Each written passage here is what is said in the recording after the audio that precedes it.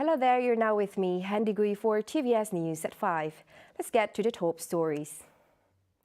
NIAH National Park, dubbed as Borneo's Cradle of Life nomination for UNESCO World Heritage Site status, will be the first site to possess a mixed criteria on Outstanding Universal Value OUV in terms of its natural and cultural significance. These include the ecosystem and rainforest archaeological discoveries spanning millions of years, which offer a huge diversity of attractions. Thereby, the Sarawak government is adamant to preserve artifacts, historical sites and monuments. Sarawak Forestry Corporation SFC Chief Executive Officer Zulkifli Muhammad Aton said these features will amaze and captivate people throughout the world. Zulkifli noted that speakers at the NIAH National Park International Conference for World Heritage Site nomination held in Miri today serve as a supporting document for the nomination through the 15 papers presented and share recent discoveries and research to strengthen the OUV. We have a lineup of the best internationally renowned speakers to share with each and every one of you here their thoughts, ideas and knowledge during this conference.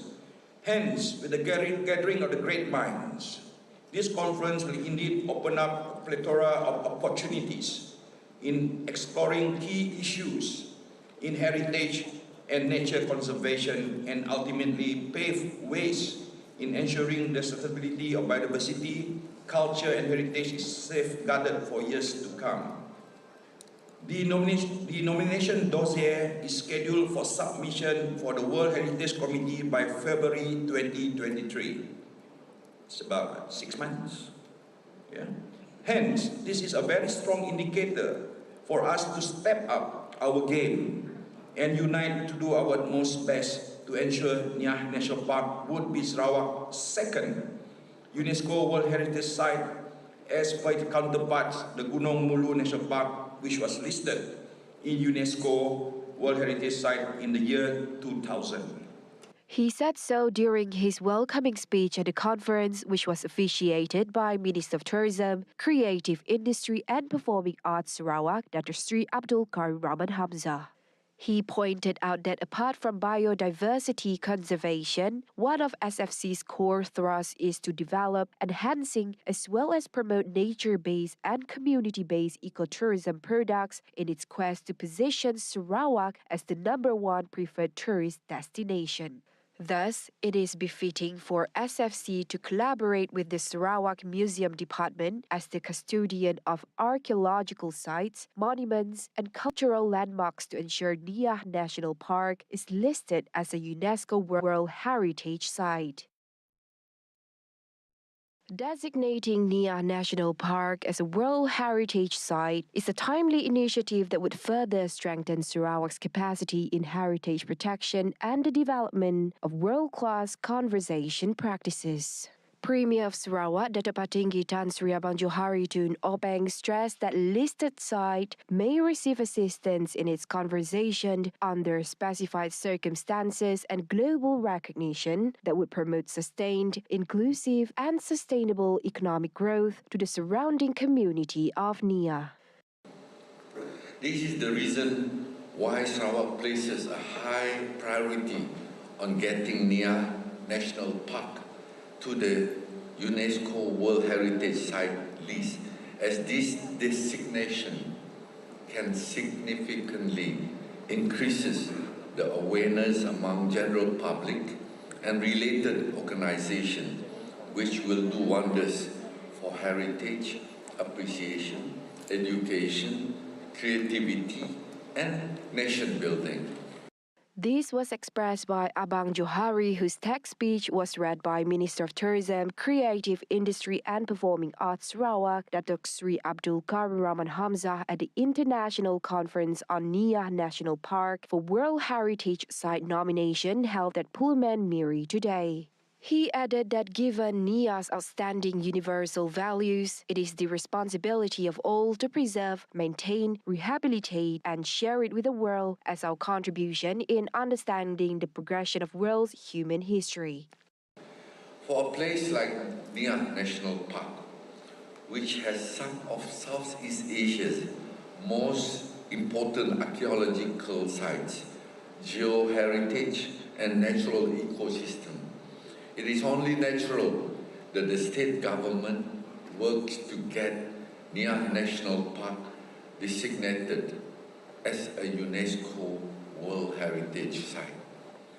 Our unique biodiversity is protected by the National Parks and Nature Reserve Ordinance 1998 and Wildlife Protection Ordinance of 1998 also, while our cultural legacy is safeguarded by the Sarawak Heritage Ordinance 2019, which was recently implemented.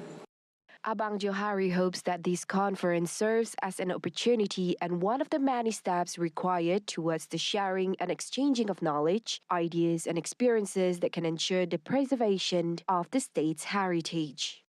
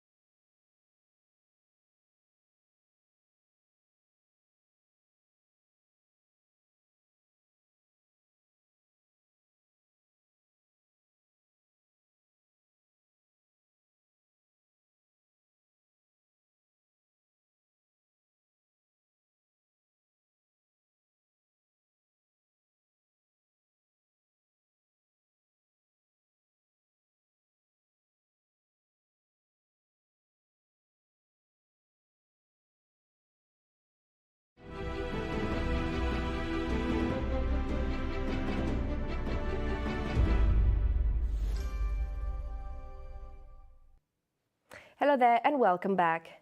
Now, former Prime Minister Dr. Sri Najib Tun Razak is still the Member of Parliament for PEKAN. Dewan Rakyat Speaker Tan Sri Azhar Azizan Harun said this was in view of the pardon petition filed by Najib under Article 42 of the Federal Constitution on September 2nd, which is well within the 14 days after his sentencing. Therefore, Azhar said his disqualification as a Member of Parliament will only take effect if the petition is rejected. As such, he said Najib's status as the PEKAN MP remains unchanged at this time. Azhar's latest statement comes just after he told reporters that Najib would lose his MP status. Previously, Azhar said Najib would automatically be disqualified as the PEKAN MP after 14 days if no other court procedures were initiated or a royal pardon was not applied for within that period. Najib was imprisoned 13 days ago after the federal court upheld his conviction and sentence of 12 years jail and a 210 million ringgit fine in the SRC international case. He has been the PEKAN MP for 5 terms since 1976. Under Article 48 of the Federal Constitution, a person can be disqualified as an MP if they are convicted for an offence and sentenced to more than 1 year in jail and fined more than 2,000 ringgit. Meanwhile, the Royal Malaysian Police PDRM is still hunting for businessman Low Teck Joe, or more commonly known as Joe Low, for his alleged involvement in the One Malaysia Development Berhad 1MDB scandal and highlighted in the billion-dollar well expose, which was broadcast on YouTube. Inspector General Police Tan Sri Akil Sani Abdullah Sani said his team is actively cooperating with International Police Interpol to locate the businessman. Seperti mana yang telah pun disebutkan oleh Menteri Dalam Negeri bahawa kita telah pun menghantar memaklumkan kepada pihak Interpol, bukan sahaja Malaysia, bahkan Singapura juga telah pun membuat tuntutan kepada Interpol untuk menjejak dan juga membawa balik ke negara kita ini. Justru kita setakat ini kita masih lagi belum mendapat maklum balas daripada pihak Interpol di mana keberadaan Jolo itu. Jadi kita harus mengikut protokol-protokol yang telah pun disepakati oleh negara-negara anggota Interpol dalam usaha menjejak penjenayah-penjenayah yang dikendaki. Last week, Home Minister Dato Sri Hamzah Zainuddin questioned the individual who claimed to have seen the businessman at the Disneyland theme park in Shanghai. Wrapping up the 5 p.m. news, former Tabong Haji Chairman Dato Sri Abdul Aziz Abdul Rahim failed in his appeal at the Court of Appeal to strike out the 9 charges made against him, 3 for corruption and 6 for money laundering. A 3-man bench comprising Justice Dato Sri Kamaluddin Muhammad Said, Justice Dato Abu Bakar Jais, and Justice Dato Chair Muhammad Razima Ghazali ruled that the 9 charges preferred on Abdul Aziz were not defective. In a unanimous decision delivered by Justice Abu Bakar, the court ordered Abdul Aziz's trial on the 9 charges to resume in the Sessions Court. Justice Abu Bakar, who read the court's decision, however, allowed Abdul Aziz's appeal to partly nullify 4 of the money laundering charges. Abdul Aziz was charged at the Sessions Court with 3 counts of accepting bribes amounting to 5.2 million ringgit in connection with road projects in Perak and Kedah, and 10 counts of money laundering involving a total of 13.9 million ringgit, which he allegedly received from Menuju Asas Sendran Berhad. The offences were allegedly committed at CIMB Bank, Jalan Tun Perak in Kuala Lumpur on December 8, 2010, and at Affin Bank, Puchong City Centre, Selangor on June 13, 2017 and April 10, 2018. On the money laundering charges, Abdul Aziz was charged with committing the offences in the Klang Valley area between March 8, 2010 and August 30, 2018. Abdul Aziz was appealing against a High Court decision made on March 12 last year, which dismissed his application to strike out the 3 corruption charges and 10 money laundering charges. See the world closer with TVS as we bring you the latest news update both locally and internationally. Just a click away by visiting our official website at tvstv.my or follow us on our social media platforms. Those were the updates on TVS News at 5. I'm Handy Gui. Thank you for watching.